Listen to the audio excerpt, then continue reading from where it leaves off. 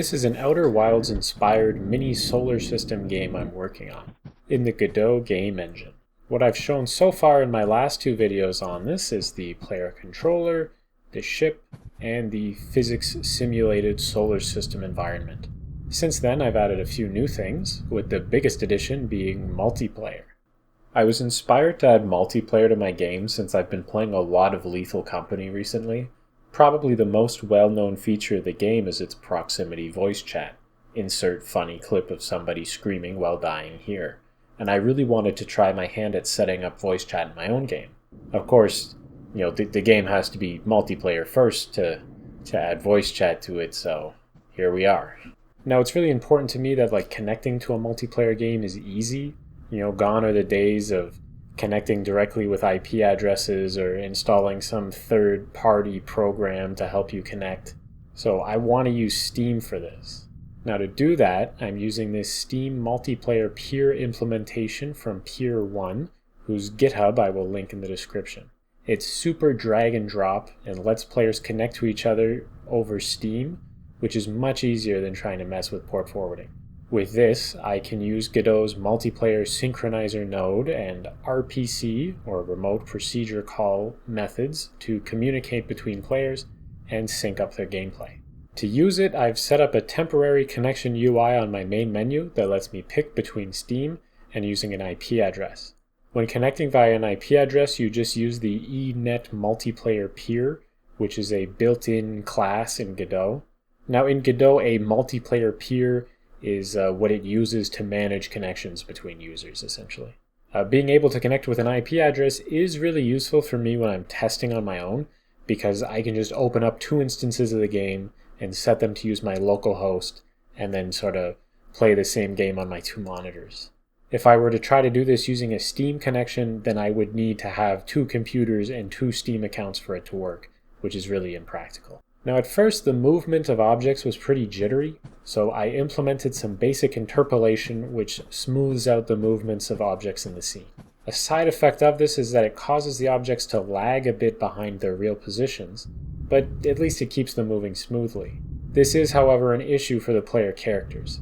You can see that depending on what side of the planet I'm standing on, the other player either sinks into the ground or floats up into the air. That's because while it might look like I'm standing still on this planet, I'm actually moving around in space with the planet as it orbits the sun. As the game tries to smooth out this orbital movement, I inevitably end up lagging behind the planet itself. Now to fix this, I made it so that remote players are essentially parented to the planet nearest them and move when that planet moves. Now instead of the other players sending their global position relative to the sun, they only have to send their local position relative to the nearest planet. And now I say that I essentially parent them because the way Godot's networking works is that it uses the unique path of each node in the scene in order to sync them. So I can't actually reparent anything because that would change the path and thus break the sync.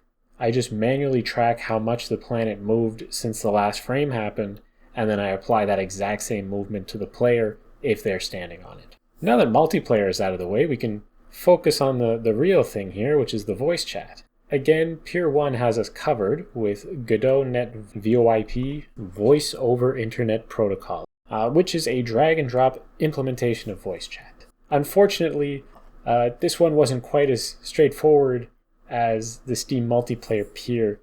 Here's what it sounded like. Golly, it's me, the other player, and I hear you talk. Oh my god, what?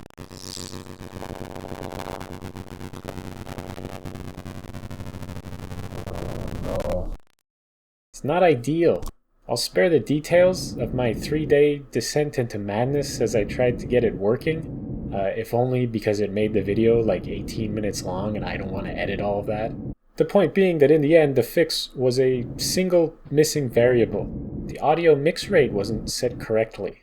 Shout out Raiku Parda for telling me to look into that, because he was absolutely right that was the issue.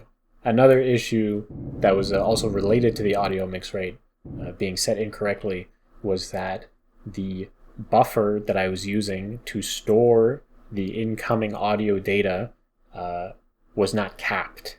And because the mix rates weren't the same, and the audio was being recorded faster than it was being played, that means that this buffer just kept getting filled with more and more audio data until it just got way too huge and started lagging the game out and breaking everything. Anyway, so I fixed all that, and here's it actually working.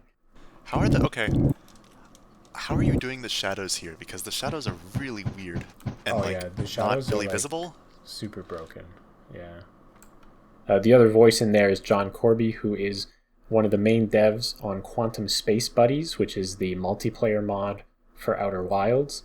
And he helped me with a bunch of these ideas as well, because in making that multiplayer mod, he faced a lot of similar issues. So thanks, John and Nebula. Very cool. Now with that out of the way, I started another pass on the solar system. I added in a new planet covered in lava. I added a model to the water planet. I also added buoyancy and sound effects to the water. And of course, I had to add the best feature of any video game, a grappling hook. I figured this would be a good fit for the game because we have all this physics simulation going on, the player is a rigid body. Let's just throw some more forces into the mix. I also threw in a player model so I can start figuring out how I'm going to sync animation states and head motion, although most of the graphics that I have in right now are temporary or at least subject to change. I'm still trying to figure out what the point of this game will actually be. For now, I think I'm going to go full Lethal Company. I've got my proximity voice chat set up, and now I'm also spawning objects across the solar system that the player can collect, bring back to their ship, and the idea is that you'll be collecting valuables from dangerous locations and selling them to buy upgrades and cosmetics and otherwise progress the game. Anyway, that's all for now. Like and subscribe if you want to see more devlogs about this.